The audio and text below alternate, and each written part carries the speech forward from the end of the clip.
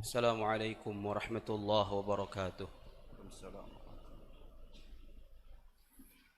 الله أكبر الله أكبر الله أكبر الله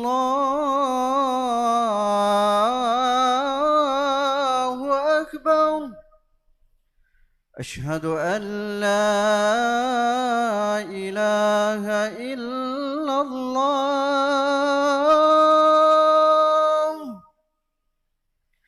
أشهد أن لا إله إلا الله.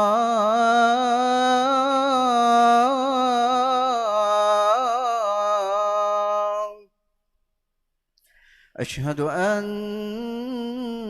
محمدًا رسول الله.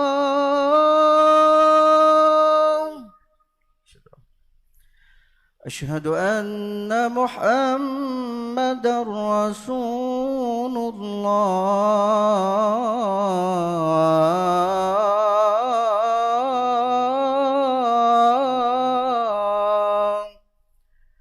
حي على الصلاة.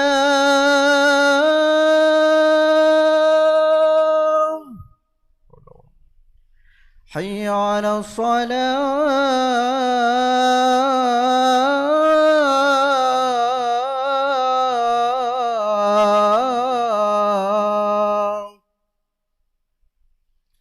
حي على الفلاح.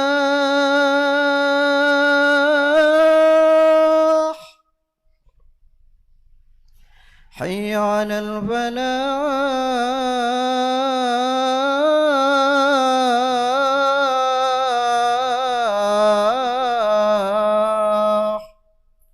الله أكبر الله أكبر. لا إله إلا الله.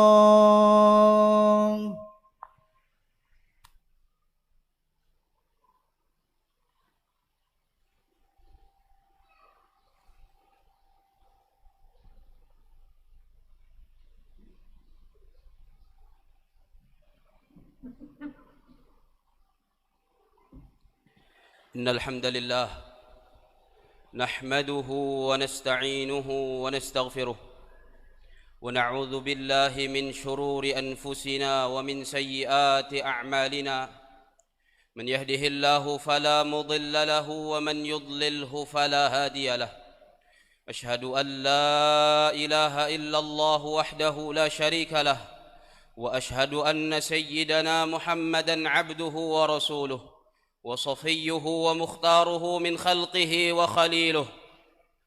أشهد أنه بلغ الرسالة وأدى الأمانة ونصح الأمة وكشف الله به الغمة، وجاهد في الله حق جهاده حتى تركنا على المحجة البيضاء ليلها كنهارها لا يزيغ عنها إلا هالك.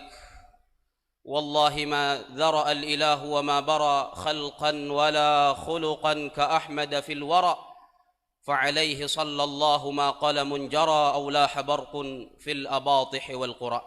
اللهم صل عليه ما حي الحيا أرضا وما شهقت بتسليم فم. يا رب صل على النبي محمد ما سبحت فوق السماء الأنجم. ما احمر خد الأقحوان على الندى ما حام حول حمى حرامك مسلم.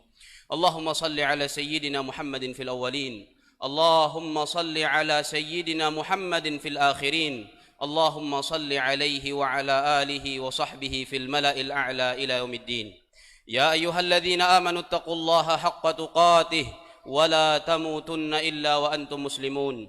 يا أيها الناس اتقوا ربكم الذي خلقكم من نفس واحدة وخلق منها زوجها وبث منهما رجالا كثيرا ونساء، واتقوا الله الذي تساءلون به والأرحام إن الله كان عليكم رقيبا. يا أيها الذين آمنوا اتقوا الله وقولوا قولا سديدا يصلح لكم أعمالكم ويغفر لكم ذنوبكم، ومن يطع الله ورسوله فقد فاز فوزا عظيما. أما بعد فيا عباد الله فإني موصيكم ونفسي المذنبة بتقوى الله عز وجل في السر والعلن فاتقوا الله عباد الله فإن في تقواه السعادة في هذه الدنيا والفلاح في الآخرة. معاشر المسلمين, jamaah salat Jumat yang mudah-mudahan dirahmati oleh Allah Subhanahu wa taala. Melalui mimbar ini di hari Jumat yang mulia, saya mengajak kita semua untuk meningkatkan takwa kita kepada Allah Rabbul Izzati wal Jalalah dengan menjalankan semua perintah-perintah Allah Jalla fi'ulah dan menjauhi semua larangan-larangan Allah Subhanahu wa taala. Ketahuilah ibadallah, sesungguhnya kebahagiaan yang hakiki di dalam kehidupan dunia ini hanya dapat diperoleh dengan bertakwa kepada Allah, dan sesungguhnya keselamatan setiap orang dari kita di yaumil qiyamah kelak bergantung kepada ketakwaannya kepada Allah Subhanahu wa taala di dalam menjalani kehidupan di dunia ini. Ma'asyiral muslimin, jemaah salat Jumat yang mudah-mudahan kita semua dirahmati oleh Allah Subhanahu wa taala. Para sahabat baginda Nabi besar Muhammad sallallahu alaihi wa ala alihi wa sahbihi wasallam dahulu itu sangat selektif, sangat berhati-hati dalam memilih makanan yang mereka masukkan ke dalam mulut dan ke dalam perut mereka. Mereka begitu berhati-hati agar tidak memasukkan makanan yang diharamkan oleh Allah Jalla wa'ala. Sampai-sampai diriwayatkan oleh Ummul Mukminin Sayyidah Aisyah radhiyallahu ta'ala anha wa ardaha, bahwasanya ayahanda beliau Sayyiduna Abu Bakr As-Siddiq radhiyallahu ta'ala anhu wa ardahu pernah suatu ketika beliau memiliki seorang budak, yang mana budak itu menebus dirinya sendiri kepada Sayyiduna Abu Bakar radhiyallahu ta'ala anhu wa ardah, yang disebut di dalam fikih dengan budak mukatab. Dia berusaha untuk mengumpulkan harta untuk menebus dirinya dan membebaskan dirinya sendiri dari tuannya. Budak itu setiap hari bekerja, dan hasil dari pekerjaan yang dia lakukan setiap hari tersebut dia berikan kepada Sayyidina Abu Bakar radhiyallahu taala anhu ardah sebagai cicilan untuk menebus dirinya sendiri. Hingga pada satu waktu disebutkan oleh Ummul Mukminin Sayyidah Aisyah radhiyallahu taala anha wa ardaha, datanglah si budak tersebut kepada Sayyidina Abu Bakar radhiyallahu taala anhu wa ardah, memberikan uang untuk menebus dirinya sendiri. Kemudian diterima oleh Sayyidina Abu Bakar. Lalu uang itu dipergunakan untuk membeli makanan. Keesokan harinya si budak itu kemudian bertanya kepada Sayyidina Abu Bakar radhiyallahu taala anhu wa ardah. Dia mengatakan, "Wahai tuan, tahukah engkau uang yang aku berikan kepadamu kemarin?" Kata Sayyidina Abu Bakar, "Uang dari mana?" Lalu kata budak itu uang aku peroleh dari perbuatanku melakukan perdukunan. Dan sebenarnya aku pun bukan seorang dukun yang sebenarnya. Aku menipu seseorang yang kemudian orang itu memberikan upah kepadaku. Lalu upah itu aku berikan kepadamu." Sayyidina Abu Bakar radhiyallahu taala anhu ardah mendengar itu seperti disambar petir. Uang itu sudah beliau belikan ke makanan dan makanan itu sudah beliau makan. Apa yang beliau lakukan radhiyallahu taala anhu ardah wa an jami' sahabati Rasulillah sallallahu alaihi wasallam? Seketika itu juga Sayyidina Abu Bakar radhiyallahu taala anhu memasukkan tangannya ke dalam mulutnya. Dia mengorek-ngorek mulutnya sampai kemudian dia memuntahkan makanan yang ada di dalam perutnya tersebut. Dikatakan oleh seseorang, "Sebegitunya wahai Sayyidina Abu Bakar?" Kata beliau radhiyallahu taala anhu ardah, "Iya. Bahkan sekalipun sampai keluar ruhku dari jasadku, kalau memang seperti itu caranya aku mengeluarkan makanan haram ini akan aku lakukan." Ibadallah, itulah yang dicontohkan oleh para pendahulu kita, para sahabat baginda Nabi besar Muhammad sallallahu alaihi wasallam. Sayyidina Umar bin Al-Khattab radhiyallahu taala anhu ardahu pernah mengatakan, "Inna kunna nad'u tis'ata a'syaril halal makhafatal wuqu'i fil haram." Sesungguhnya kami dahulu meninggalkan 9/10 harta halal karena kami khawatir terjatuh ke dalam yang diharamkan oleh Allah Subhanahu wa taala. Sayyidina Abu Hurairah radhiyallahu taala anhu ardah pernah mengatakan, kata beliau radhiyallahu taala anhu ardah, "La an yaj'ala ahadukum fi fihi turaban khairun lahu min an yaj'ala fi fihi haraman." Salah seorang kalian meletakkan tanah, menyumpalkan tanah ke mulutnya, itu lebih baik daripada dia memasukkan makanan haram ke dalam mulutnya. Ibadallah, makanan haram Di samping ancaman terburuknya adalah nerakanya Allah Subhanahu wa taala. Sebagaimana dalam riwayat Sayyidina Abu Bakar tadi, ketika beliau mengeluarkan sampai memuntahkan dengan memasukkan tangannya ke dalam mulut beliau. Bahkan beliau mengatakan, sampai ruhku keluar pun aku harus mengeluarkan makanan ini. Lalu beliau menukil satu hadis dari baginda Nabi besar Muhammad sallallahu alaihi wa ala alihi wasallam. Karena kata Sayyidina Abu Bakar, aku pernah mendengar baginda Nabi Muhammad alaihi salatu wassalam bersabda, la yadkhulul jannata jasadun ghudhiya bil haram. Tidak akan pernah masuk surga jasad dan tubuh seseorang yang tumbuh besar dengan makanan yang diharamkan oleh Allah Subhanahu wa taala. Di samping kemungkinan terburuk masuk dalam nerakanya Allah Subhanahu wa taala, bahwasanya mengkonsumsi makanan haram itu memiliki dampak buruk dalam kehidupan di dunia. Al-Imam Sahal Ibn Abdullah At-Tustari rahimahullahu taala mengatakan, man akala al-haram asat jawarihuhu sya'a am aba, alima aw lam ya'lam. Kata beliau rahimahullahu taala, barang siapa yang memakan yang haram, maka anggota tubuhnya akan otomatis bermaksiat kepada Allah. Anggota tubuhnya akan melakukan dosa kepada Allah Subhanahu wa taala, sadar atau tidak sadar, mau atau tidak mau. Kalau dia sudah mengkonsumsi sesuatu yang diharamkan oleh Allah Subhanahu wa taala, maka anggota tubuhnya akan dengan sendirinya bermaksiat kepada Allah Subhanahu wa taala. Kita lihat banyak orang yang penghasilannya haram, memakan harta yang haram, kemudian dia melakukan dosa dan maksiat kepada Allah. Ada yang tidak lagi melaksanakan salat kepada Allah Subhanahu wa taala. Ada yang tidak peduli dengan kewajiban-kewajiban lainnya yang diwajibkan oleh Allah Subhanahu wa taala. Tidak pernah mendekati rumah Allah Subhanahu wa taala, padahal rumahnya begitu dekat dengan masjid dan musalla. Itu semua adalah dampak buruk dari harta haram yang dimasukkan ke dalam mulut seseorang, sehingga dengan sendirinya anggota tubuh tersebut berbuat dosa dan melakukan maksiat kepada Allah Subhanahu wa taala. Mau tidak mau orang itu tetap dia bermaksiat kepada Allah Subhanahu wa taala. Sadar tidak sadar orang itu tetap dia melakukan dosa dan maksiat kepada Allah Subhanahu wa taala. Kenapa bisa demikian? Kata Al-Imam Sahal bin Abdullah Tustari tadi, karena mulutnya tersumpal dengan harta yang diharamkan oleh Allah Subhanahu wa taala. Harta yang haram itu akan menghilangkan setrum iman dari hati seseorang, sehingga untuk melakukan kebaikan pun begitu berat. Ma'asyiral muslimin, jemaah salat Jumat yang mudah-mudahan kita semua dirahmati oleh Allah Subhanahu wa taala. Di antara dampak buruk mengkonsumsi dan memakan sesuatu yang diharamkan oleh Allah Subhanahu wa taala, kalau seorang itu bisa melakukan ibadah kepada Allah, maka ibadahnya tidak akan diterima oleh Allah Subhanahu wa taala.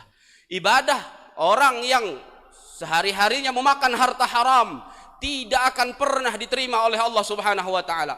Sayyidina Abdullah bin Abbas radhiyallahu taala anhuma, sahabat baginda Nabi besar Muhammad sallallahu alaihi wa ala alihi wasallam mengatakan, kata beliau radhiyallahu taala anhuma, la yaqbalullahu salata mri'in fi jawfihi haram hatta yatuba ila Allah taala. Allah tidak akan menerima salat seseorang yang di dalam rongga tubuhnya ada makanan yang haram sampai dia bertaubat kepada Allah taala. Di dalam riwayat-riwayat lain juga disebutkan oleh Rasulullah sallallahu alaihi wasallam, sebagaimana dalam hadis riwayat Al-Imam Ahmad rahimahumullahu taala, di mana Rasulullah SAW mengatakan ada seseorang yang membeli sebuah pakaian dengan harga 10 dirham, dan ternyata dari 10 dirham yang dia gunakan untuk membeli pakaian tersebut ada 1 dirham harta haram. Kemudian ia pakai pakaian itu untuk beribadah kepada Allah. Kata Rasulullah SAW, la yaqbalullahu minhu madama fih, tidak akan pernah diterima oleh Allah Subhanahu wa taala selama orang itu masih memakai pakaian itu. Di antara dampak buruk memakan yang diharamkan oleh Allah Subhanahu wa taala, bahwa makanan itu bisa merusak hati seseorang, bisa membuat hati seseorang menjadi gelap. Diriwayatkan bahwasanya seorang ulama mengatakan, innar rajula la ya'kulu aklatan minal haram fayataqallabu qalbuh fayanghal kama yanghallul adim wa la ya'udu ila halihi abadan. Sesungguhnya seseorang dia memasukkan satu suap makanan haram ke dalam mulutnya, lalu hatinya berubah dan rusak sebagaimana rusaknya sebuah kulit yang disamak, dan hati itu tidak akan pernah kembali untuk menjadi baik. Dan Imam Ahmad Ibnu Hanbal rahimahullahu taala pernah ditanya, seseorang datang kepada beliau, bagaimana caranya untuk memperbaiki hati dan melembutkan hati. Ditanyakan kepada beliau, su'ila rahimahullahu taala, bima talinul qulub, wahai imam, bagaimana sih caranya membuat hati ini menjadi lembut, terketuk untuk memenuhi panggilan-panggilan Allah, terketuk untuk melakukan kebaikan-kebaikan. Maka dijawab oleh Sayyidina Imam Ahmad bin Hanbal rahimahullahu taala, beliau mengatakan, bi aklil halal, hati akan menjadi lembut dengan memakan yang dihalalkan oleh Allah Subhanahu wa taala. Di antara makanan yang diharamkan oleh Allah adalah sembelihan yang disembelih oleh orang yang murtad, keluar dari agama Allah Subhanahu wa taala. Kita perlu berhati-hati kalau di tengah-tengah kita ada orang-orang yang kemudian meremehkan syariat Allah Subhanahu wa taala, meninggalkan kewajiban yang diwajibkan oleh Allah dan mengabaikannya, menganggapnya sesuatu yang biasa saja, padahal itu adalah dosa besar di hadapan Allah. Lalu kemudian dia menyembelihkan hewan untuk kita, maka sembelihan itu menurut jumhurul ulama, mayoritas para ulama, tidak boleh dikonsumsi oleh seorang muslim. Kita perlu berhati-hati karena bisa saja itu disembelih oleh orang yang tidak halal sembelihannya, kita makan, maka kita memakan sesuatu yang haram tanpa kita merasa bahwa itu adalah yang diharamkan oleh Allah. Dan itu akan merusak hati kita, mengeraskan hati kita, menyebabkan ibadah kita tidak diterima oleh Allah Subhanahu wa taala, dan juga membuat anggota tubuh kita bisa saja melakukan maksiat-maksiat kepada Allah Subhanahu wa taala. Dan yang terburuk adalah tubuh yang tumbuh dari harta yang haram tidak akan pernah mencicipi surganya Allah Subhanahu wa taala, wal iyadu billah. Mudah-mudahan Allah pelihara kita dari yang haram. Allah beri taufik kita untuk mengusahakan rizki dengan cara yang dihalalkan oleh Allah Subhanahu wa taala. Allah jauhkan kita sejauh-jauhnya dari yang diharamkan oleh Allah Jalla fi'ulah. Amin ya rabbal alamin. Wa idza quri'al qur'anu fastami'u lahu wa ansitu la'allakum turhamun. A'udzu billahi minasy syaithanir rajim. Bismillahirrahmanirrahim. Wal 'ashr innal insana lafi khusr illa alladhina amanu wa 'amilus salihati wa tawasaw bil haqqi wa tawasaw bis sabr. Barakallahu li wa lakum fil Qur'ani was sunnah wa nafa'ani wa iyyakum bima fihima minal ayati wadh dhikri wal hikmah. Aqulu qawli hadha wa astaghfirullahal 'azim li wa lakum wa li sa'iril muslimina min kulli dhanbin wa khati'ah fastaghfiruhu innahu huwal ghafurur rahim. اللهم صل وسلم وزد وأنعم وتفضل وبارك بجلالك وكمالك على أشرف عبادك سيدنا ومولانا محمد وعن كل صحابة رسول الله أجمعين.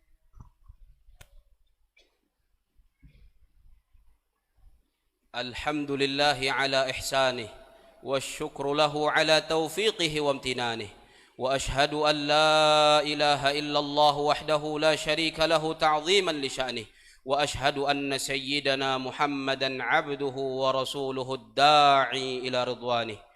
اللهم صل وسلم على سيدنا محمد وعلى آله وأصحابه وإخوانه. أما بعد فيا عباد الله اتقوا الله تعالى حق التقوى واستمسكوا من الإسلام بالعروة الوثقى واحذروا أسباب سخط الجبار فإن أجسادكم وأقدامكم على النار لا تقوى. ثم اعلموا عباد الله أنكم غدا ميتون وأنكم إلى الله تبعثون وتحشرون وعن كل صغير وكبير أنتم مسؤولون.